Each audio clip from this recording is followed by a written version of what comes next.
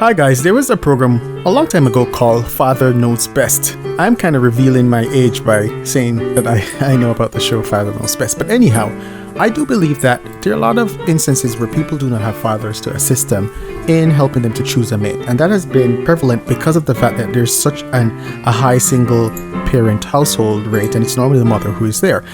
What happens in the olden days, it was the father in that patriarchy that would be the final arbiter of who would marry his daughter, and that was years ago. And men would try to be, appropriate suitors because of that fact, and that caused men to improve their lifestyle, improve their standards. They worked hard. They did the things that their father wanted. In this new modern world, it's more of women having more freedom, and some things get more prioritized over others. And let's just go through some, and let's just run through a pretend show that I was choosing a mate for my daughter, and she was compliant. Now I actually do have a daughter. She's a teenager. I don't think she'll ever allow me to do that, and I understand in this freedom of this world that she would choose her mate, and I would accept that mate and help her through whatever it is that she wants to work out. Because I think love now is more premier than rational. I think people think it's cold, but a more rational thought of who is an appropriate partner. But let's say, what if I was helping my hypothetical daughter to choose her mate, and she said, hey, whoever you choose, daddy, I will go with it. So one quick key thing, I created a bit of a ratings criteria, looking at the more, I would say the more tangibles: height, weight, attractiveness, wealth, and income. Then we looked at the intangibles, which were resourcefulness, integrity, loyalty, and conscientiousness.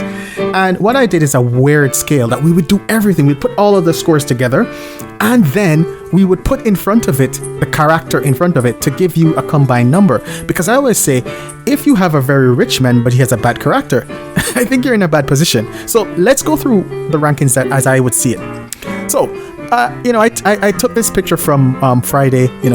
Those who watch Friday would know Big Worm. So he was a pimp, a drug dealer, and so let's look at him. So he has a totally bad character. He's and he also, because he's the fact that he is illegal funds, we can't give him any wealth or income because very soon the authorities will take it away. So he's our lowest, and he's also a bit on the fat side.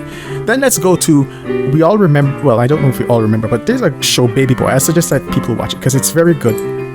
It's I think the archetype, Dusty, of someone who couldn't settle down and really had trauma from growing up. Now he is next on the level, and he gets a -8 and a +1. And the thing with him is his character, as you can see, the intangibles, is totally bad. But this is where the trick happens. He actually is attractive, tall, and has great weight. This is what hits a lot of women nowadays, young ladies. This becomes the first baby father, which is a big problem because they're looking at the tangibles, the top part of the tangible stuff at the younger age. And sometimes this guy is allowed to become a serial baby father because of that, because the character traits are overlooked. As a father, this would be 4 red flags that I would say, no, this is bad. Don't go there. Then we look at, if we remember Jeffrey Meeks, the handsome felon. Now, this is something where he's not much different than Jody, and so I think the same thing happens here. The only thing is that I think he has a little wealth from his modeling and income, just moderate, and I think so that's why I gave him a little more. But the truth of the matter is, this guy is also a Dusty. This is just my assessment, right? I'm not definitive of who's a Dusty or not. Then we have, let's say you had a serial cheater plumber, attractive guy, moderate wealth, moderate income, resourcefulness, good, integrity. And this is key with integrity in business dealings, not integrity in relationships. That's where we more look at loyalty and conscientiousness. But so definitely he's a -4 on the character scale, and an overall score 7. So he's definitely not someone that I would recommend for my daughter. Now Future is a great item. Now Future, we know of him is that he's attractive, he's wealthy, resourcefulness and integrity. And why I put integrity for him? He tells you that he loves women and he doesn't like relationships. So he's actually tells you what he's going to do. Loyalty we can see, and conscientiousness, that's on the negative. So he is a rich Dusty in my mind. Definitely a no. Then you have, the rich, handsome, cheating investment banker. Now this guy is attractive. He has the wealth and everything. resourceful and integrity, because as a banker you have to, for your longevity, you have to have integrity in your business dealings, but he lacks loyalty and conscientiousness. So definitely he is a negative for 11. And this is where I would advise my daughter that, listen, you are going to end up divorced from this guy or living in a marriage that you will hate living in that marriage. You will be crying on satin sheets. So your sheets will be stained with the saltiness of your tears on your satin sheets. So this is not a great guy to be married to. Then let's look at this guy. No ambition. Tall, honest, no ambition. Now, in the 90s, this was called a slacker. Many of these guys have now become, I think they have now, a lot of them become more successful.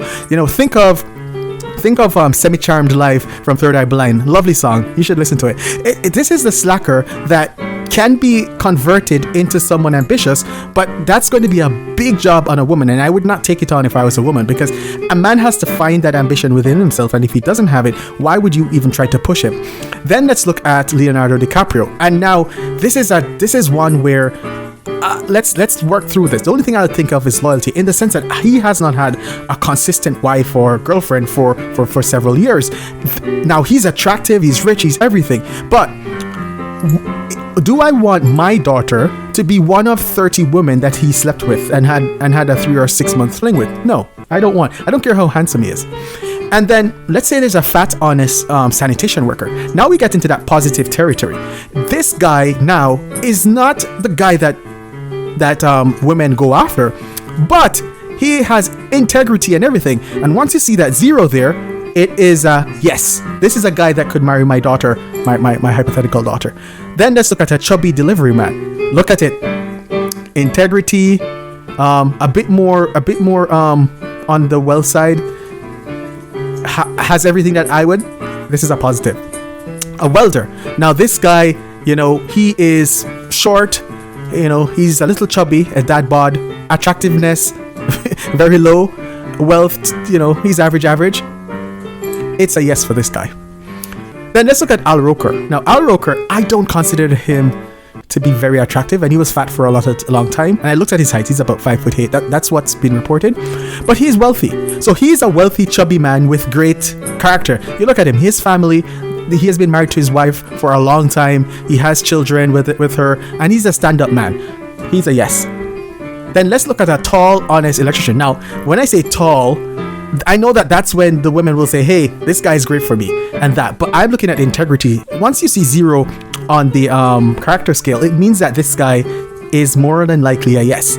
This guy is a yes, no doubt about it. He is tall, he is low weight, he's attractive. This guy, I think, it's both like a consensus choice. It's both the father and the daughter agreeing, hey, this will be a great guy. Then, you know, we end up with another guy who basically, he's more on the skilled trades, and you know, I think that he is he earns a little bit more money. His attractiveness is a bit more than the other guy, so this would be a great catch, and it's a yes for me. I mean, I think that once women start to get into these higher numbers, this is where you get into that bad thing that women don't like to hear. What do you bring to the table? Because these guys are bringing a lot to the table, right? Then we go into Denzel Washington. Now, I threw Denzel Washington in because I wanted to see how rich men were on the scale. Now, he's very rich, average height, average weight. Maybe in his younger years, the weight would have been a bit lighter. But yeah, he's been married to his wife for years, several years. Fantastic catch. Then we go to the top of the scale. Now, this is a younger guy. This is the highest score you can get on this scale. He is tall, he's attractive, he's wealthy, and income. Now, this guy is the guy that, if he lived in New York, this is the guy who would have the vacation home in the Hamptons, the lovely apartment near to Central Park, and everything. Now, women, it's hard to get these guys. This is what they call the high value man, and so was Denzel Washington. And if we went back, I would consider Al Roker a high value man. I even consider some of the skilled people a high value man. Although you tend to want to see a high value man have a net worth, I would think, well in advance of above $5 million. So I don't think maybe some of the skilled guys get there. But what I'm saying is, this guy would be a father's dream. But at the same time, I'm being realistic. Would my daughter be able to get that? Probably not. If she did, it'd be great. But this, if I was choosing for her. So I just wanted to run through this with you guys to see what would be my criteria, how I would think about mates. Thank you guys. I hope this was informative to you. Have a great day.